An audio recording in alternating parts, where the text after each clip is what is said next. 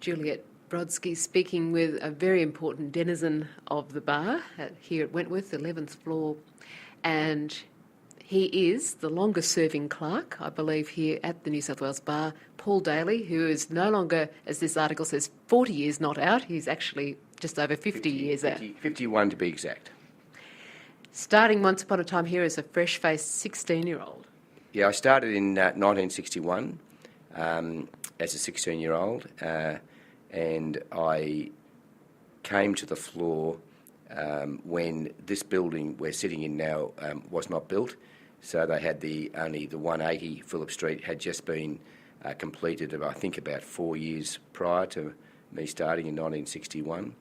So most of the occupants were completely new to the building, and you knew every person in the building because you'd run into them from time to time. And the chambers, they had chambers next door, which I think were called Denman chambers, which were just 2 floors where the Supreme Court now is. And then they had Chalfont chambers, which was at 140 Phillip Street, where they had an old lift with an old lift driver, and the barristers were there. I think Chalfont chambers lasted only a few more years because then they started to build the 174 side of Wentworth chambers. I've seen just today a very interesting photo. I think it was downstairs somewhere of the old Selborne chambers, a lovely old building, yes. And it almost seems a shame to think it was pulled down. But I believe, well, there's all these interesting stories about that building and how there were supposedly prostitutes on the upper floors or something. But quite an interesting building, as they say. But then it did get pulled down, and way was made to ultimately create this monolith, which it now is, Selborne Wentworth Chambers. And I've seen a photo of a young Philip Twigg QC officially helping to open those chambers. But that was just before you came here, I believe. That's right. I think it was about I think it was 1957. So it's about 4 years before I started. That's correct. So, in a sense, then, with a fresh new building comes a fresh-faced young clerk. But at that time, I believe, you didn't really know what you were going to do. And obviously, you never would have foreseen at that stage that you were going to end up spending as many years as you did here. No, I was just coming here as a sort of a stopgap. I didn't know what I wanted to do. But I think I was very, very lucky because when this building they started to build it, this floor, the 11th floor, decided that they would amalgamate with the new 11th. We were the only floor in the building that did that. And the clerk who was here at that time was Jack Caffrey. He was about, I think, in his mid-50s.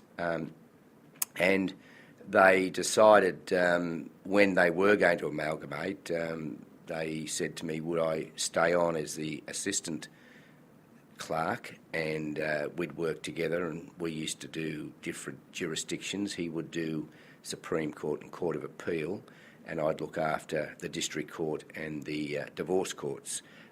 Because in those days we had to do the list for hearing. We'd have to get the dates, where now the solicitors do all the directions. We used to do them ourselves, so we had to be up at the District Court at 2 o'clock while they called the list over, and we'd either hold matters out or put them in.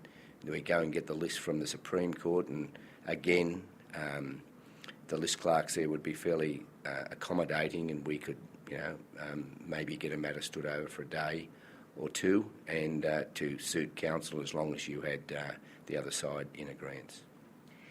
I sometimes wonder, thinking back and looking back, I always have this image of clerks in those early days as being in a room a bit like a war room with all these maps sort of out on the table, so to speak, and you pulling and pins pushing them there, here and there and everywhere, and a bit like a crazy war room. Was it like that?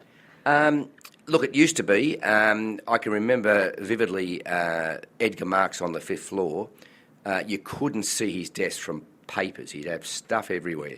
And his view was that never tell them anything, make them come to you and ask. So he would have lists, and in those days, I think Edgar and Norman Marks were the only clerks in New South Wales. They were on commission, so they were on commission of their barrister's salary. But that's right.